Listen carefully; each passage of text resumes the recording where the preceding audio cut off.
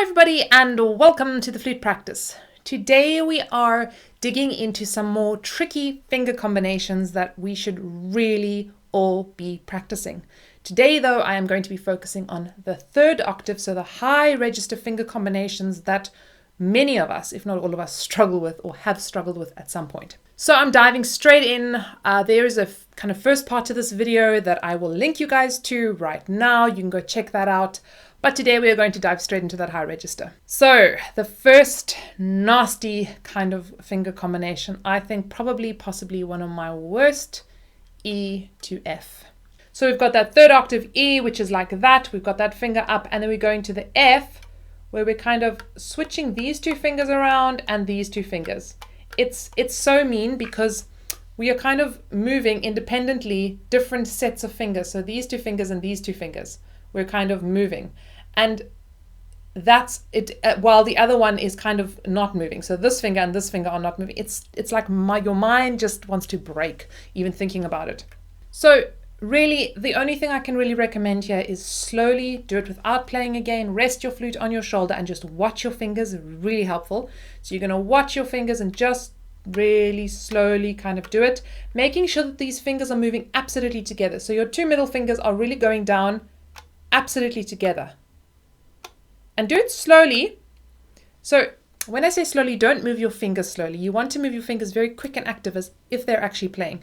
But in between, give your brain time to kind of send the right signals to your fingers. So you're really going to, and very, very quickly movement, but give yourself time to think about it before you do it.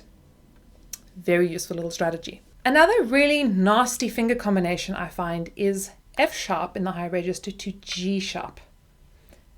And I mean, there's probably like reasons for this. I'd say it's just there's so many fingers moving in weird kind of configurations. And the kind of particularly nasty thing about this third octave is that all the fingers are kind of doing fingerings that they're not used to, because in the first two octaves they had certain fingerings. So, you kind of get used to those. And up here we are just doing weird and wonderful fingerings, and it can get really tricky. So F sharp to G sharp, where we lift the thumb away as well. It's nasty. The only finger here that's really staying still is this ring finger and the baby finger. The rest of the fingers are all moving in some way. So once again, do it, watch your fingers, and then play. A couple of little finger combinations that I recently discovered were quite mean and nasty was D to F for some reason. And I'm not sure if everybody struggles with this. And this kind of brings me to a really important point, and that is everyone's going to have slightly different finger combinations you struggle with. And the really great thing to do is to take note of where these problems are. I like to, when I'm doing technical exercises or even in pieces or studies, as soon as I find a finger combination that I struggle with, I actually write it down, put it down on paper, and straight away I know, okay, I need to practice this finger combination all by itself. And sometimes at the end of a practice day, I'll just take those like little finger combinations and I'll just work those finger combinations. Or even better, sometimes I will, when I have a certain finger combination and I know I have a concert coming up, I'll actually think about that finger combination and practice it mentally, like while I'm driving or while I'm standing in the shops or whatever it might be. I'm like actually mentally rehearsing those finger combinations, which helps so much. One of these nasty finger combinations also might be a personal thing that I struggled with for many, many years was D to G. I think part of the problem is that those two notes are on the same harmonic series. This is a little bit of a complicated thing, but basically all those high octave notes are basically just harmonic notes of lower notes. So if I take a G and I play the harmonics on the G, I get the D. And then if I play a high one, I get the high G. So I've got those notes are basically just slightly different fingerings, but all on that harmonic of the G. So I think that's possibly part of the reason why it's not only a finger combination problem, but also kind of a tone problem. But I just find this changeover, it's so small and subtle, and I struggled with that. Another nasty finger combination that really needs some solid work and practice is high A to high B natural. And here I want to just really point out, you need to lift away that baby finger for the B natural so that we are not leaving it down. And this is part of the trickiness of it, is that you need to remember to put it back down again. And this you can see. I mean, you just watch my fingers. Pretty much all these fingers are like moving in these like fork patterns, but in different ways. It's a really notoriously nasty one. And on top of that, I don't think like we once again like we having left and right hand doing different finger combinations, like moving at the same time, which is so confusing.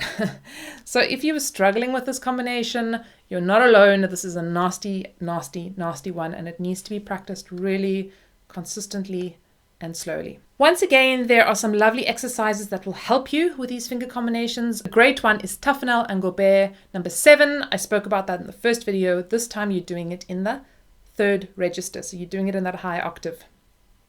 Another really nice one is at the beginning of the Moy's 480 daily exercises, or what is it called? 480 exercises, or I'm going to link you guys to that book right over here so you can see what it looks like, and I'm putting down a link below for you guys.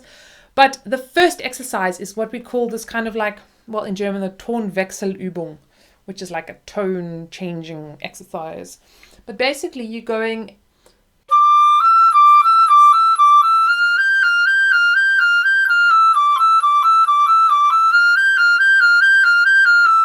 and it's such a nice exercise because it's really checking all those little connections in that higher register, for you just to kind of work out and unknot and figure out. What's really nice about both of these exercises is you can use them to diagnose the problem. So this is not just about practicing, but also figuring out what finger combinations do I struggle with.